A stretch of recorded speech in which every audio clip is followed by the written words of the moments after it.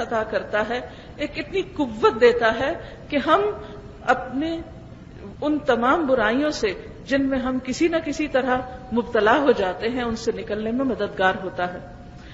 یہ کیسے ہوتا ہے؟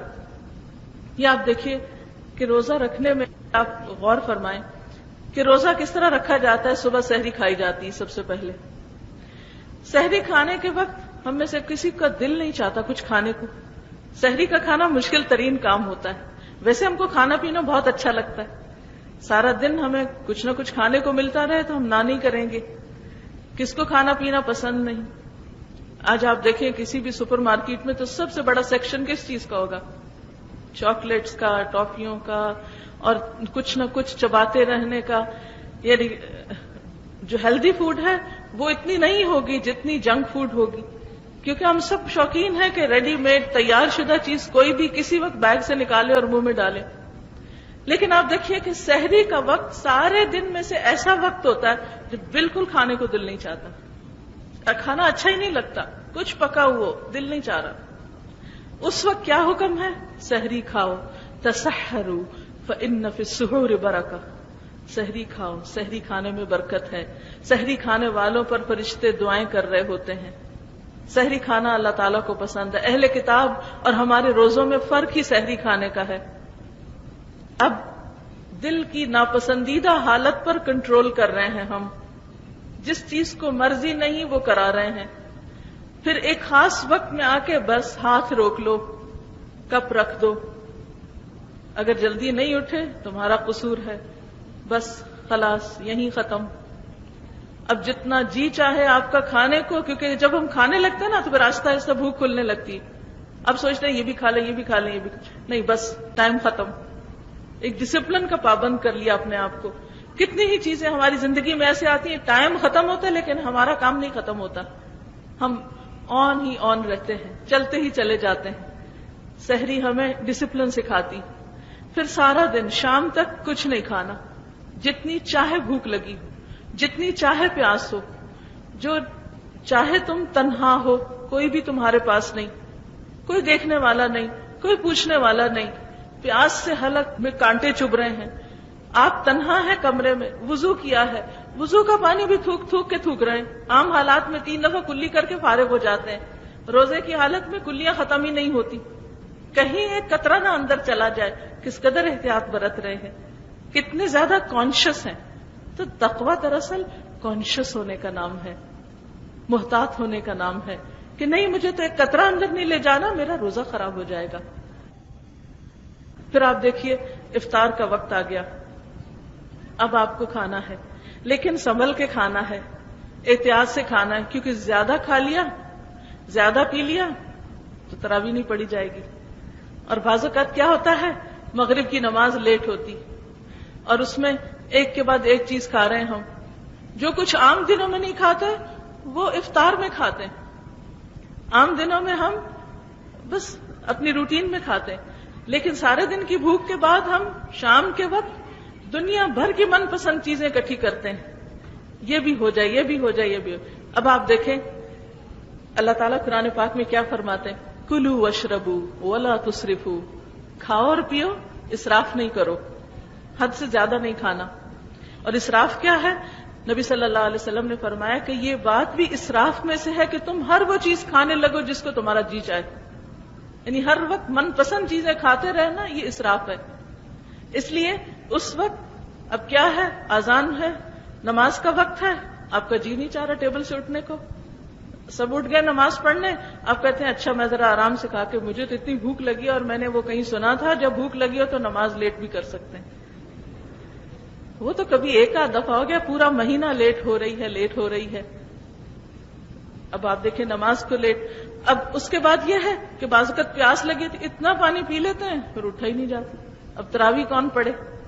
اب کیا حکم ہے کہ تراویح پڑھو، کیونکہ تراویح جو ہے من قام رمضان ایمانا واحتسابا غفر له ما تقدم من ذنبه، جس نے رمضان میں ایمان اور احتساب یعنی ثواب کی نیت سے قیام کیا، اس کے پچھلے سارے گناہ معاف ہو جائیں گے۔ اب قیام اللیل، عشاء کی نماز تو ہم کو ساری زندگی میں مشکل لگتی تھی، اب اس میں مزید تراویحاں بھی شامل کر لیں، توبہ توبہ، اور مشکل ہو گئی۔ لیکن یہ جو قیام ہے یہ ڈسپلن سکھاتا نا. اب آپ کھڑے رہو اللہ کے حضور اور لمبی نماز پڑھو، پڑھتے جاؤ پڑھتے جاؤ پڑھتے جاؤ. اور گھر میں اکیلے تو اور زیادہ مشکل لگتی. بھلا یہاں پر مسجدوں میں پھر عورتوں کا اہتمام ہے کہ کہیں نہ کہیں انسان چلا جاتا ہے تو سب کے ساتھ مل کے کام آسان ہو جاتا ہے، اکیلے میں مشکل لگتا ہے. تو اب دیکھیں کہ روزہ جو ہے، جب جو کام کرنے کو دل چاہ رہا ہو کہتے یہ مت کرو، جو نہیں کرنے کو دل چاہ رہا کہتے یہ کرو. پھر آپ دیکھیں جب ہم افطار کر لیتے ہیں، پھر کھانا کھا لیتے ہیں، پھر تراویح پڑھ لیتے ہیں، اس کے بعد کھانے اور ایکسرسائز کے بعد اتنے فریش ہوتے ہیں اب سونے کو دل نہیں چاہتا. اب دل چاہتا ہے سب بیٹھ کے گپ شپ لگائیں. لیکن اب کیا ہے، اب سو جاؤ، کیونکہ سو گے تو سحری میں آسانی سے اٹھو گے، پھر بڑی مشکل سے نیند آتی، پھر صبح صبح اٹھنا پڑتا ہے. اب دل نہیں چاہ رہا اٹھنے کا، اٹھو جلدی اٹھو. اور خاص طور پہ آپ کی ایج میں تو بہت نیند آتی.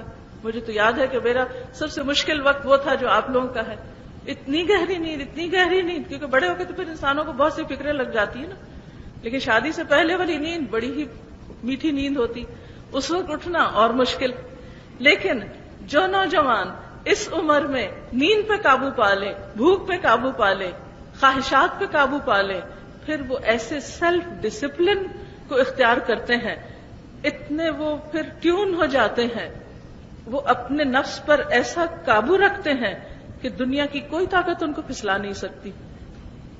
جو واقعی شعور کے ساتھ روزے رکھیں، چاہے کوئی کتنی ہی بڑی لالچ دے، جھوٹ بولو نہیں بولنا، غلط بیانی کرو نہیں کر سکتے. کیوں؟ اس لیے کہ اپنے آپ پر قابو ہے نا، ایک قوت ہے خود پر. آپ دیکھیے اصل طاقتور وہ شخص ہوتا ہے جو اپنے آپ پر قوت رکھے، نہ کہ اپنے نفس کی خواہش میں بہہ جائے. جہاں کوئی چیز دیکھے جیسے جو دل میں آئی یا جو من پسند کی چیز ہو اس طرف کو بہہ جائے، نہیں، یہ تو کوئی بات نہ ہوئی.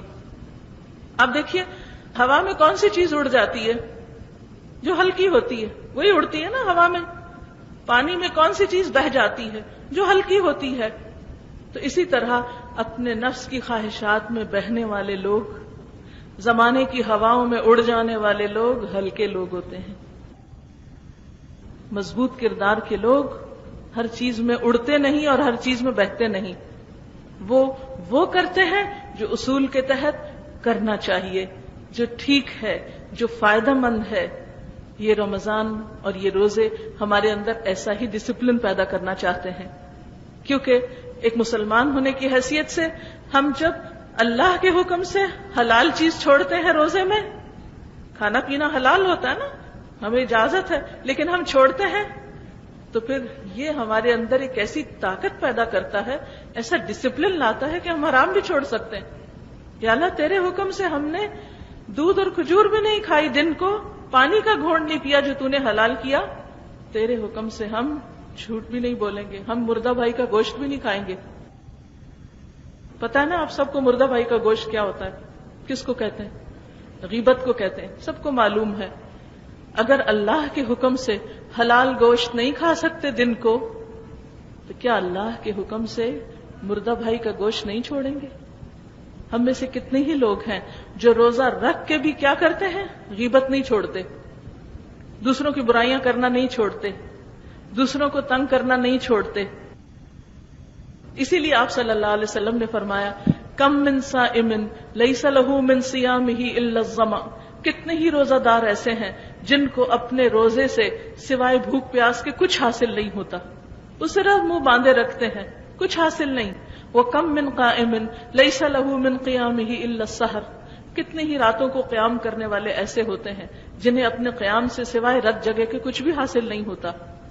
تو بات یہ ہے کہ ہمیں صرف کھانے پینے کو نہیں چھوڑنا، صرف کھانے پینے سے پرہیز نہیں کرنا، صرف ہمیں نیند سے پرہیز نہیں کرنا، بلکہ اس کے ساتھ ساتھ اللہ کی حرام کی ہوئی چیزوں، اللہ کی منع کی ہوئی چیزوں کو بھی چھوڑنا ہے، ان سے بھی پرہیز کرنا ہے. وہ تمام چیزیں جو اس کو ناپسند ہیں، جو اس کے نزدیک ناگوار ہیں،